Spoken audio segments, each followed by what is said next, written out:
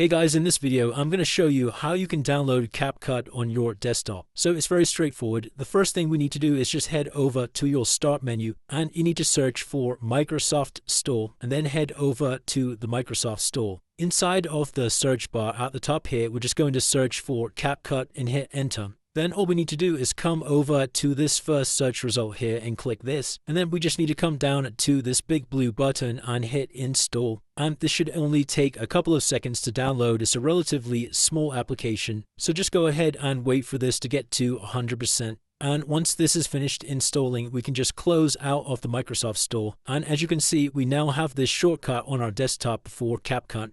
And if we come back over to the Start menu and search for CapCut, we can also access the application from here. So I'm just going to go ahead and launch this up. Then when you first launch up the application, you'll get this testing environment screen.